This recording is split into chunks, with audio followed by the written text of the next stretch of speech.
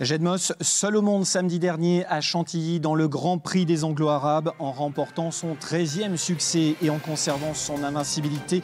La championne de Pierre Pilarski et Didier Guillemin entrent un peu plus encore dans l'histoire des Anglo-Arabes.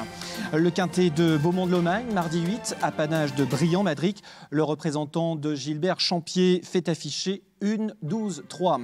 Le retour aux courses vous emmènera à Auch, notamment où Bilopia du Boscail s'est offert le Grand Prix. Nous serons avec Yves Hurel dans quelques instants. La rédaction a repéré quelques pépites à suivre pour vos futurs jeux. Et au menu de ce journal également, l'actu en bref et l'agenda de la semaine.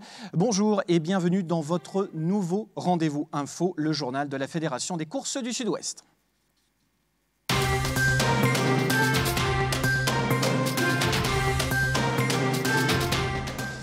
Et à la une de l'actualité, l'exploit de Jedmos samedi donc sur l'hippodrome des Princes de Condé à Chantilly. C'était dans le Grand Prix des Anglo-Arabes. La fille de Gentle Wave et de Moussaka reste invaincue, je vous le disais, en 13 sorties, battant ainsi d'un succès le record de la QPS Gloria 4. Résumé de la course. Ce n'est pas une péninsule ni un roc, mais un cap. Le cap des 13 victoires atteints ce samedi par Jedmos dans le Grand Prix des Anglo-Arabes.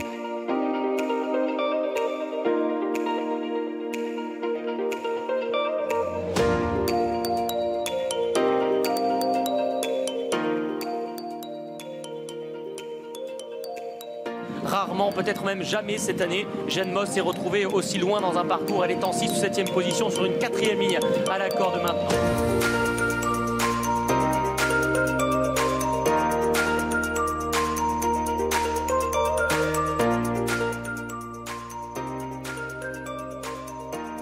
Jedmos, elle a été relativement décontractée, elle est sur une 4e ligne, toujours à la corde, devant Philippe Pécos, devant Kiss Milan ou encore Étincelant qui tente de progresser à la corde. En venant dans un canter, en laissant Moski à 5 longueurs, Jedmos donne l'impression d'évoluer sur une autre planète. Après avoir patienté à mi-peloton côté corde dans une course animée par son petit frère Moski, Jedmos se décale dans le tournant final et file au poteau, seulement accompagné au bras par Yoritz Mendizabal. Moski est 2e donc, Goudurix Lotex est bon 3e. Pour Jedmos, qui fait triompher à la fois les couleurs de Pierre Pilarski et l'élevage du Haras du Bosquet, direction le Grand National des Anglo-Arabes, le 11 novembre à Toulouse. Voilà, très belle impression visuelle pour cet exploit de samedi dernier.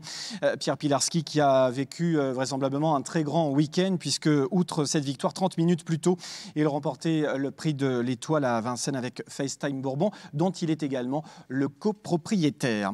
Mardi dernier, c'était également une réunion de gala sur l'hippodrome de Beaumont-de-Lomagne. On va commencer avec le quintet qui est tombé dans l'escarcelle de Briand-Madric. 1-12-3, c'est la réduction kilométrique affichée par Briand-Madric dans le Grand Prix d'Inavena Maïzagri. Même s'il devait rendre 25 mètres, Briand-Madric, associé à Christophe Martens, s'est imposé sans forcer en étant déféré des 4 pieds. Bien parti, le représentant de Gilbert Champier se rapproche en épaisseur et prend les commandes de l'épreuve, histoire de mieux contrôler les débats. À la sortie du dernier tournant, Briand-Madric accélère sèchement au moment même où Christophe Martens lui débouche les oreilles. Défi Pierre J, venant du sein du peloton, s'empare du premier accessite. Laurent Abrivard place donc ses 2 représentants aux 2 premières places. Shibeiro Dirati est 3e devant Bloomer et Damourgiel.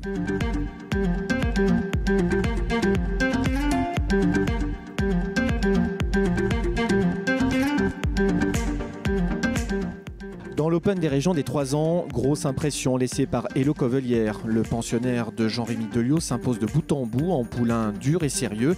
3e victoire en 12 sorties pour le fils de Quid de Chahin et meilleur chrono depuis le début de sa jeune carrière, 1:15-3.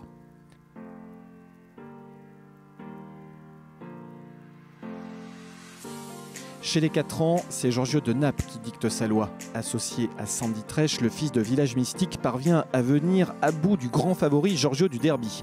Les amoureux de stats apprécieront. Le poulain compte désormais 4 victoires et 3 places en 12 sorties publiques, quasiment 6 fois sur 10 dans les 3. Le challenge Henri Menot AOC Buzet Grand Prix Baran d'Ardeuil et l'apanage de Fresno associé à Christophe Martens qui aura réalisé un doublé au cours de cette journée. Déféré des 4 pieds, parti avec l'as derrière l'autostart, Fresno boucle le parcours sur le pied de 1,14,6 et remporte sa 6e victoire en 33 tentatives publiques. FJ Madrid est 2e, Éternel Vélo 3e. Voilà pour les principaux temps forts à Beaumont-de-Lomagne. Il y avait d'autres belles courses également, notamment chez les 5 ans. Victoire de Fanel du Garden qui fait afficher 1,15,3. Elle devance Faraday Bruce, 2e. Et Falling Stars qui a pris une bonne 3e place. Et puis de son côté, Esperanza Idol a remporté l'épreuve montée du jour, une course européenne disputée sur 2550 mètres. Elle était déférée des postérieurs et elle boucle le parcours en 1,13,6. C'est tout simplement son meilleur chrono sous la selle. Voilà pour les temps forts de Beaumont-de-Lomagne. Tout de suite, le retour aux courses.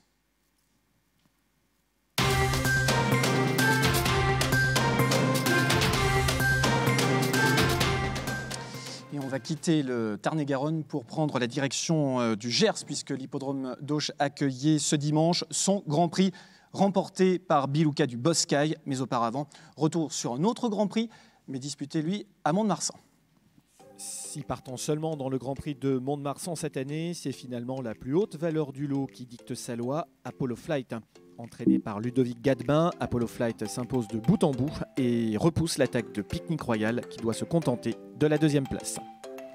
Direction Dax, au pouvoir magique, entraîné par Simone Broggi, renoue avec le succès dans le prix Solicitor, l'épreuve principale du jour. À l'aise sur cette piste rapide, le fils de Le Havre et Barmaid devance une courte encolure à Scott Angel. Le favori Moonlight Panther devant se contenter de la 3e place. Pris en 38 de valeur, le pensionnaire de Simone Broggi pourrait prendre part prochainement à un quintet sur l'hippodrome de Deauville. Bilouka du Boscail, reine du Gers, reine de Auch. Ce dimanche, la championne de Yvurel s'est offert le Grand Prix des trotteurs du Gers pour la 2e année consécutive, signant par là même la 20e victoire de sa carrière. La fille de Look de Star se joue de son rendement de distance et boucle le parcours sur le pied de 1,17,7. Damour Giel, qui venait de faire l'arrivée du Quintet à Beaumont, prend le premier accessite devant Cocktail Julino, Haribomix et Crazy Horse. Pour parler de la jument de Bilouka du Boscail, qui de mieux que son mentor, Yves Hurel est avec nous. Bonjour Yves, ça va bien ? Ça va bien, je vous remercie. Bonjour. Bon, bravo pour cette victoire déjà dimanche sur l'hippodrome d'Auch dans ce Grand Prix des trotteurs du Gers. Comment va la jument d'abord avant toute chose ? Elle est extra, vous savez, quand on la soigne le soir, elle voit les autres être soignés, elle est nie parce qu'elle a toujours faim. Ouais. Donc, alors, non, elle n'a pas souffert dimanche du tout. J'ai ni débouché ni baissé les œillères, voilà. On va regarder justement quelques images avant de parler de la jument, de sa carrière, de ses grands faits d'armes aussi, parce qu'on rappelle qu'elle a couru au plus haut niveau, notamment sous la selle. Elle a également fait l'arrivée du Grand Prix du Sud-Ouest l'année dernière à Toulouse en étant 3e de Clean Game, c'est pas rien. Avant ça, je voudrais vraiment qu'on regarde ensemble le Grand Prix dimanche dernier sur l'hippodrome d'Auch. On va revoir quelques images. Racontez-moi un petit peu votre course. Comment ça s'est passé ? Ben, ça s'est tellement bien passé que on rendait 50 mètres, mais au bout d'un tour, ça n'avançait pas. Ils ont tous repris au bout du premier virage.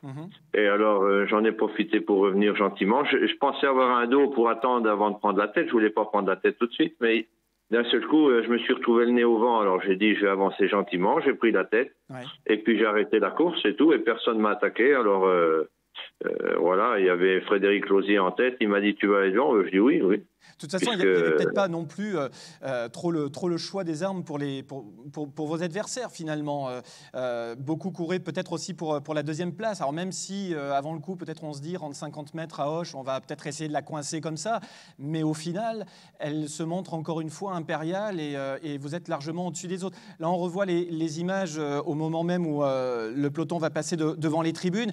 Ben, vous êtes déjà plein gaz et vous venez sur les chevaux de tête, personne ne va vous contester à ce moment-là.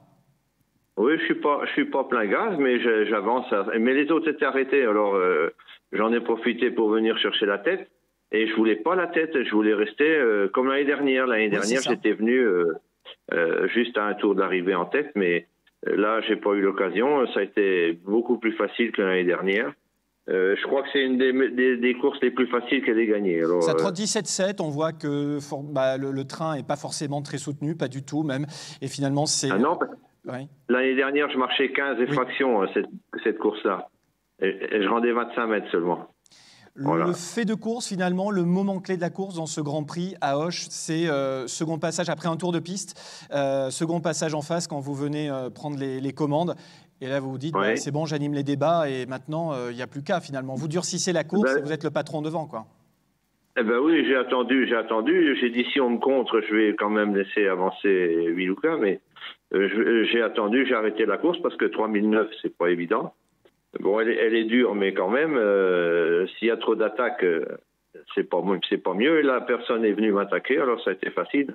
Alors, ce Grand Prix à Auch, une nouvelle fois, il y a eu également le Grand Prix à Biarritz par 2 fois. Elle s'adapte vraiment à tous les tracés, tous les profils de piste, finalement. C'est une jument assez complète. C'est une jument assez complète, finalement, cette Biluka du Boscaï. Il y a rarement de chevaux aussi complets comme elle, parce que j'ai gagné à Tri-sur-Bailly, dans les Monts-Vespis, Montpazier, partout. Elle a gagné à gauche, à droite, sur l'herbe, grande distance, petite distance.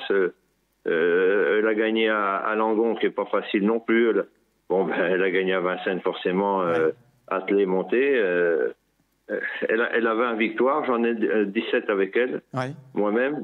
Non, elle est exceptionnelle. Hein. 20 victoires, 30 places, et puis quelques faits d'armes, bien sûr. Il y a une 2e place dans le prix du Calvados, derrière Bilibili, le meilleur cheval monté au monde. Une 3e place derrière Klingame également l'année dernière.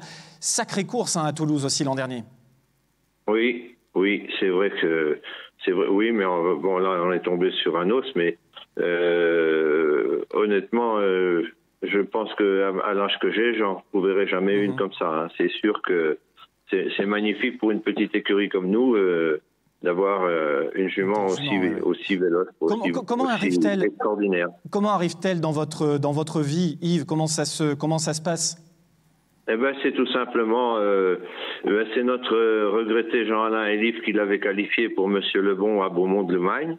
Et puis elle s'était cabrée, elle était tombée. Alors, Monsieur Lebon l'a rentré chez lui et il a couru à motoban, elle est restée au poteau. Alors c'est là que moi j'avais loué des box chez lui, il m'a dit tiens Yves, si tu veux louer Biluka du Boscaï, je m'en sers pas, est difficile, essaye-la. Et là je l'ai travaillé une fois, j'ai dit d'accord, je la prends. Parce que vous aviez senti déjà qu'il y avait un petit quelque chose de différent. J'ai vu quand je l'ai travaillé qu'elle avait quelque chose quand même, ça se voyait. Hein. Et malgré que c'était une jument inquiète au box, elle mangeait que la nuit. Elle était toujours à la porte. C'est pour ça que quand je me déplace, je ne peux pas me déplacer la veille parce qu'elle supporte pas d'être au box. Et même vous voyez, à Vincennes ou n'importe, quand elle est au box, si vous êtes 5 minutes partie, elle est en nage quand vous arrivez. Hein. Il y a tout le temps quelqu'un avec elle, et même les entraves parce qu'elle gratte, et elle est incroyable. Hein. Et il n'y a que le paddock qui lui convient, c'est tout. Qui lui convient véritablement. Elle a ses petites manies de diva, de petite championne ou pas, mis à part... elle a ses petites manies, elles sont simples. C'est que si vous voulez aller à Vincennes, partir à 2h du matin, faut lui enfermer dans la cabane, lui laisser quelques mètres devant, mais parce qu'autrement vous l'attrapez pas. Hein. Même dans la cabane, il faut être à 2 pour l'attraper parce que elle veut pas se laisser attraper. Hein. Qu'est-ce qui vous a poussé Oui. Mais elle est extraordinaire de caractère, elle est extraordinaire, un caractère exceptionnel, dur. Et on peut pas la mettre avec d'autres parce que elle est démolirait. Hein. Ah oui, d'accord. Mental de championne jusqu'au bout. L'hiver dernier, vous avez titillé les meilleurs au monté. Il faut être culotté quand même pour aller titiller Bilibili. Non, parce que la jument, elle avait quand même gagné avec Nathalie Henry, elle avait été seconde.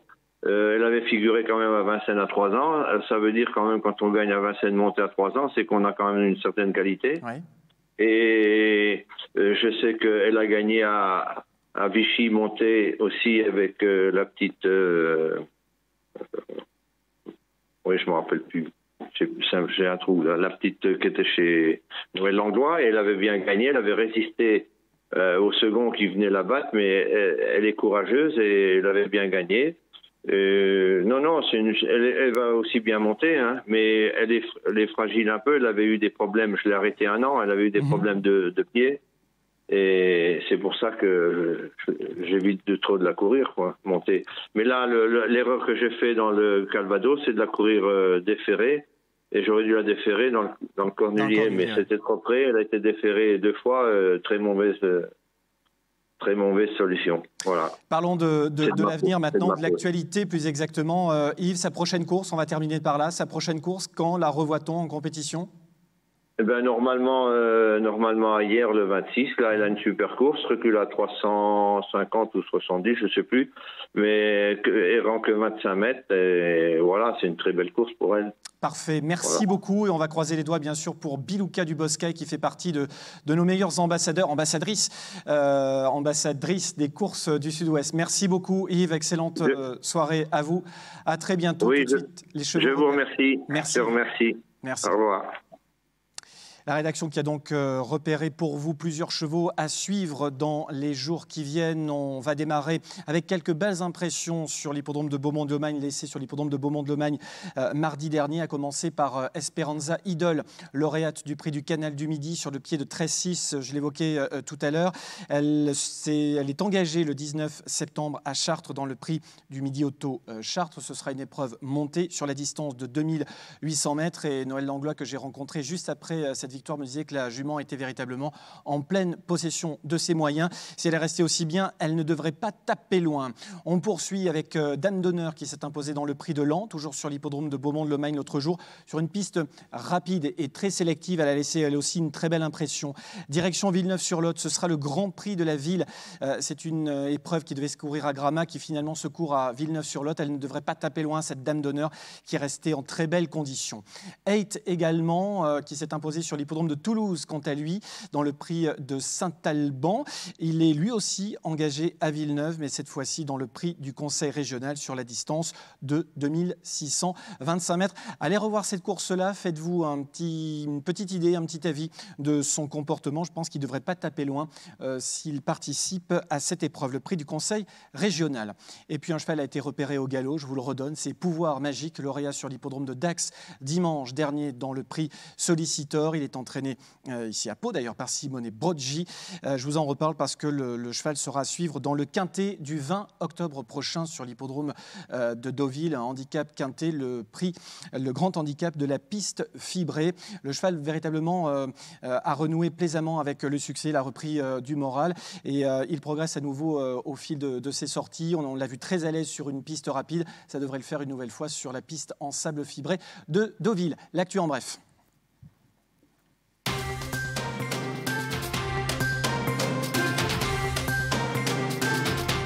Et on va parler à nouveau de Hoche. Et lundi dernier, il y avait un fait marquant également, la 350e victoire de Romain Lecreps. C'était donc lundi au sulky d'Ulinote. On va d'ailleurs revoir quelques images. Ulinote qui est une pouliche entraînée par Stéphane Buisson et qui porte la casaque de Nathalie Sémeillon. C'est également la 31e victoire de l'année pour Romain Lecreps qui est revenu au top niveau après plusieurs mois difficiles. Il s'était gravement accidenté.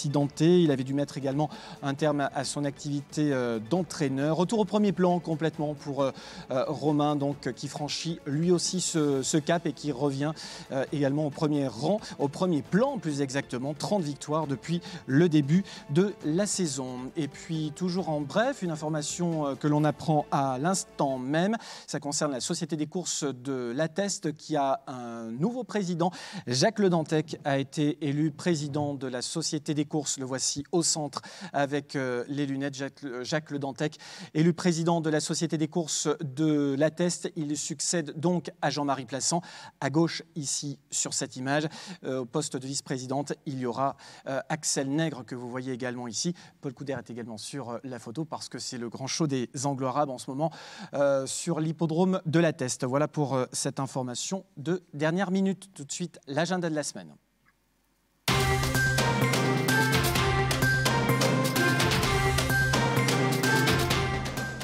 Regardons l'agenda des courses pour la semaine du 19 au 27 septembre. Samedi, nous serons à Mont-de-Marsan. On en parle dans quelques instants avec notre invité Philippe Segorbe. Nous irons également à Villeneuve qui accueille les courses de Gramma. Et ensuite, on poursuit avec Agen-Autrot. Dax également qui poursuit son meeting second semestre. Nous reviendrons à Agen-Autrot à partir de lundi 21. Puis c'est Bordeaux et Toulouse qui prendront le relais. Nous en reparlerons d'ici quelques instants. Mais d'abord, un focus sur ce qui se passe samedi sur l'hippodrome des Grands Pins, l'hippodrome de Mont-de-Marsan. En matinée, 8 courses au programme. Début des opérations à 10h30 et nous sommes en compagnie de Philippe Segorbe. Salut Philippe, ça va bien ?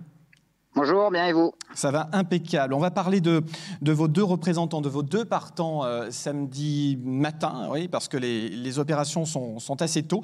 Vous allez présenter la jeune génération des 2 ans, première et deuxième course du programme. Le prix Virginia, tout d'abord, vous allez aligner Lights Out dans cette course qui se dispute sur 1600 mètres. Ce sont des pouliches de 2 ans Méden. On rappelle ce que ça veut dire Méden, ça veut dire n'ayant pas gagné encore une course. Pouliche qui va débuter ici. Comment s'y prend-elle le matin? Comment la jugez-vous, Philippe? Pas mal. La pouliche a mis beaucoup de temps à venir. Ça fait déjà quelques temps qu'elle est à l'entraînement. On peut dire qu'au départ, elle ne me montrait pas grand-chose. Et dans les 2 derniers mois, elle a quand même bien évolué. Et là, je la trouve apte à faire ses débuts en compétition. D'autant plus qu'elle va trouver un terrain visiblement en parfait état, même s'il y en a d'autres qui ont déjà débuté. Est-ce que ça peut être une bonne chose finalement de débuter face à d'autres concurrents qui ont déjà couru? Ça dépend. Moi je préfère quand même parce que ça fait des courses plus sélectives. Ouais. 2 jours après, je l'avais engagé dans un inédit à Bordeaux, mais c'est souvent des courses qui vont quand même moins vite, moins rythmées. Et surtout, le gros avantage de ma pouliche, c'est qu'elle connaît l'hippodrome de Mont-de-Marsan par cœur, elle s'y entraîne à l'entraînement, et ça, par contre, c'est le réel avantage. Elle a, j'imagine, été sur le sable, évidemment. Est-ce qu'elle a fait un gazon? Est-ce qu'il y a quelques jours, vous avez déjà fait un gazon avec elle sur la piste? Alors, pour le coup, la piste de course, hein. Oui, sur la piste de course, elle a dû déjà y passer 3 ou 4 fois en 3 mois, donc elle le connaît bien. D'ailleurs, tous les chevaux de Mont-de-Marsan font bien Mont-de-Marsan. Oui, c'est vrai que c'est souvent une affaire de spécialistes. Clairement, vous en attendez de bons débuts? Vous seriez déçu de ne pas l'avoir dans le coup? Oui, quand même, parce que c'est une pouliche qui est très bien née. Elle a un physique qui n'est pas désagréable, elle a encore de la force à prendre. Mais je l'estime surtout pour 3 ans, mais je la sens apte à faire une belle course. Ça veut dire quoi? Ça veut dire finalement que là, pour ses débuts, vous en attendez, certes un bon comportement, mais on va essayer de la préserver un petit peu. Vous allez essayer de la courir cachée. Comment ça va se passer? Est-ce que vous avez déjà élaboré peut-être un petit scénario?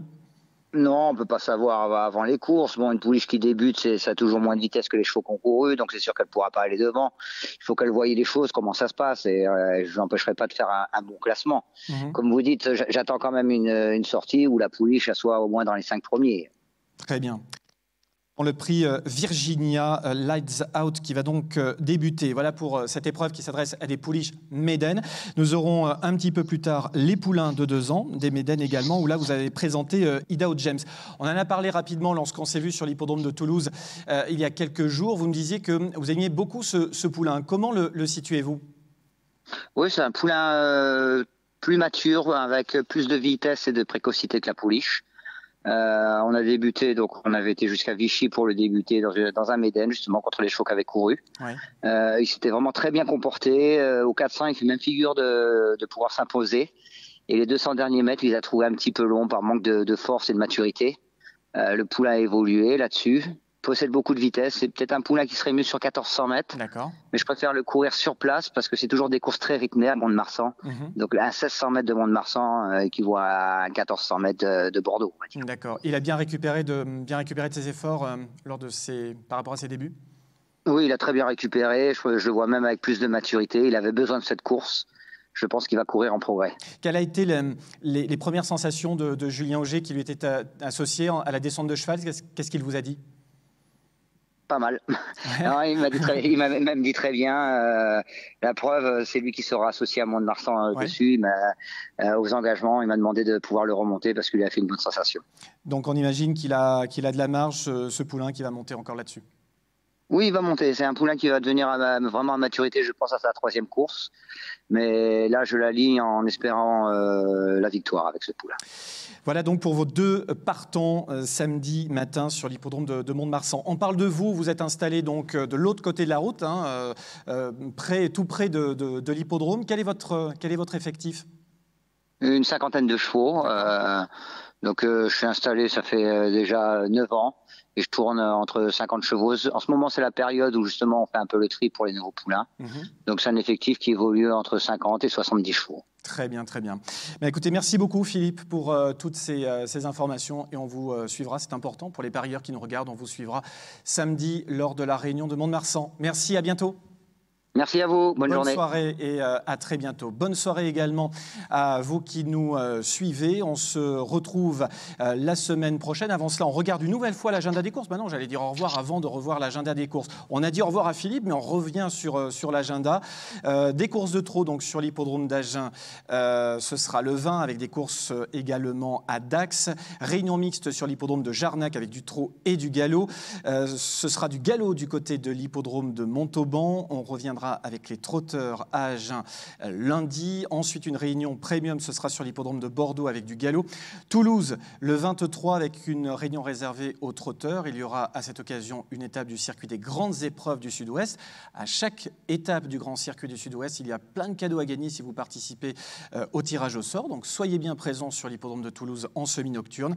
Et puis, le 27, course au galop à Castéra-Verduzan. On ira également du côté de Castillonnès, de Dax et encore Montauban pour une réunion mixte de trot et galop. Cette fois-ci, c'est bien la fin de ce journal. Je vous souhaite à toutes et à tous une excellente semaine. À très bientôt. Salut.